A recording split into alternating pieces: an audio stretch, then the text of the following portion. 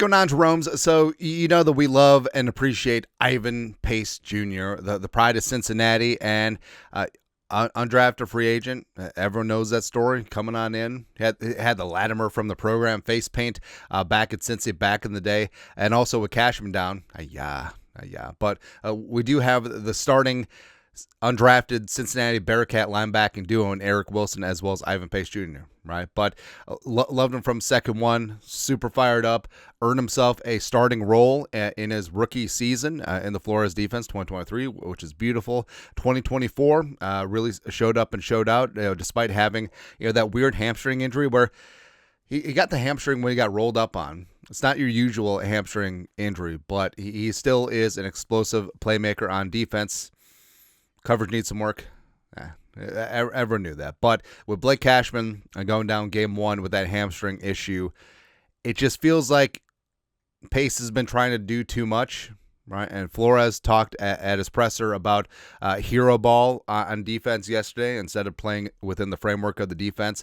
I think that's pretty clearly talk about Pace because Pace did not have a good game on Sunday night. And first two games of the season, frankly, have not been all that either. But Ivan Pace this year, a 31.8 overall PFF grade, 59 of 61 qualifying linebackers, 29.5 coverage grade, which coverage is never a strong suit, but it's just not been good, right? And analytics is great too, seeing numbers, but just eyeball test as well.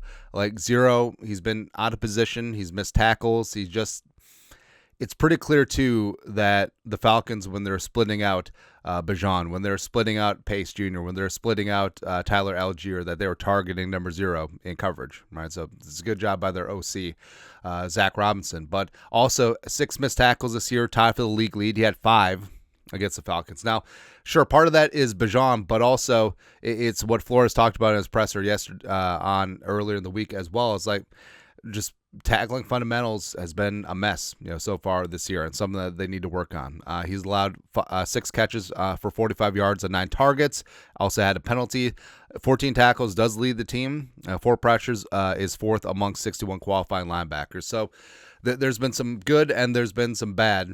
Actually, like Pace has been a microcosm of the Vikings so far this season. And as we said, it feels like Cashman and Pace are a great duo, because it feels like their skill sets complement each other. And I ain't talking bad about Eric Wilson. I think that he's going to be fine. But I feel like with Cashman out, as we said, I feel like Pace feels like he has to step up and do too much. And maybe that's where the hero ball comes in.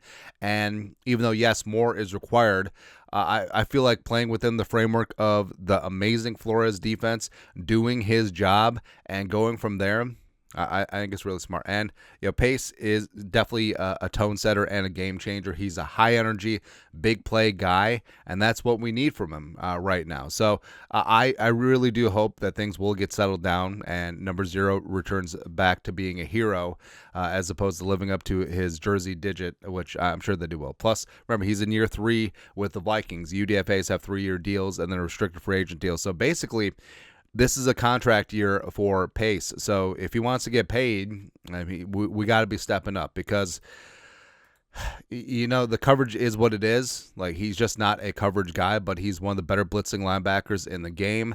And he's also great with run fits, but just the missed tackles can't have it. And yeah, a big part of it could be Bijan, but also he's missing tackles on Tyler Algier too. And Algier is legitimately one of the slowest running backs in the league, but things will get better, because they kind of have to. Yeah, man. Yeah. Anyways, your thoughts are thoughts. Ivan Pace Jr. seems a little bit off this year, but things will get better. Hopefully. You guys are the best, to do. Skol, production value.